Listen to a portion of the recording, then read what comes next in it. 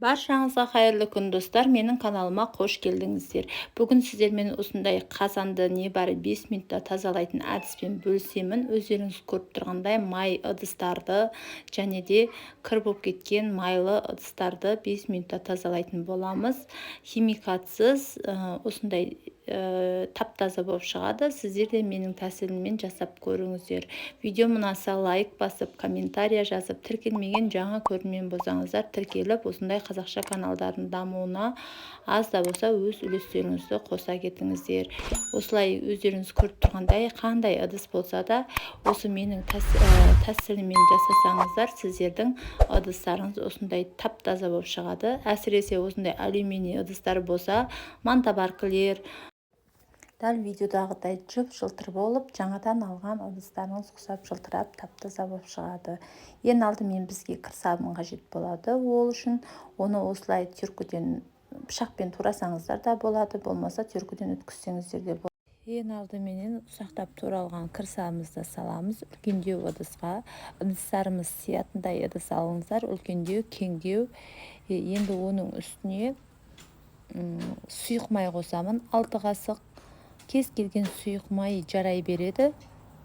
6 қасық құйдым. Және де 6 қасық сода саламын. Ас содасы үйде күнде пайдаланып жүрген ас содасы жарай береді.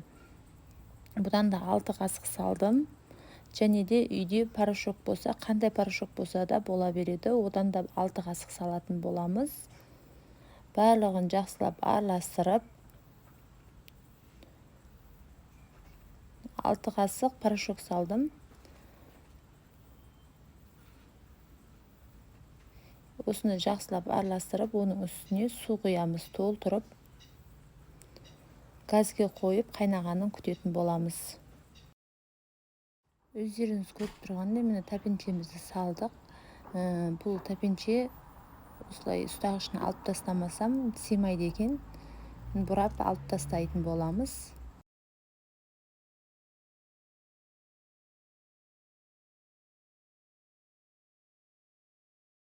Тәпеншемізді салатын боламын. Кез келген ыдыстарыңызды, полотенцалы болса, майлы полотенцаларыңызды осылай салып жіберсеңіздер болады. Әппақ болып шығады.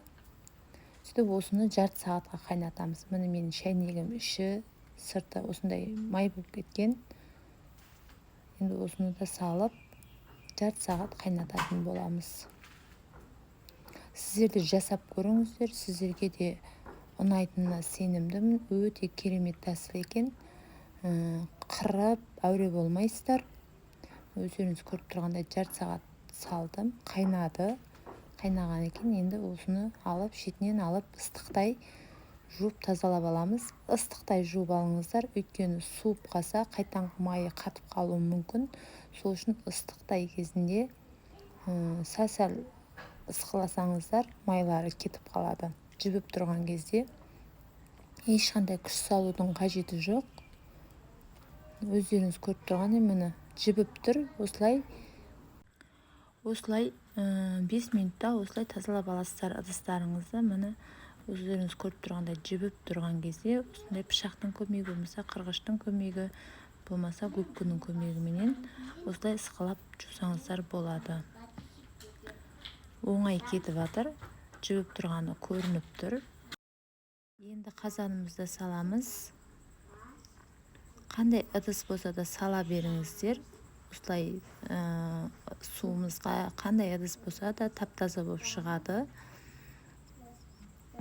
Майлы полотенцаларыңызды салсаңыздар да болады, әппақ болып шығады. Міне өздеріңіз көріп тұрғандай ыдыстарымыздың бәрі әппақ болып, тап-таза болып шығарылды. 5 минуттың ішінде сіздер де жасап көріңіздер. Видео ұнаса лайк басып, комментария жазып, тіркелмеген жаңа көрермен болсаңыздар тіркеліп алуды ұмытпаңыздар.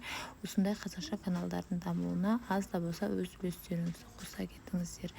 Әсіресе осындай алюминий ыдыстарды салсаңыздар, міне өздеріңіз шәйнектеріңізді салсаңыздар, осындай тап-таза болып, әппақ болып шығатын болады. Назарларыңызға көп рахмет. Қош сау болыңыз.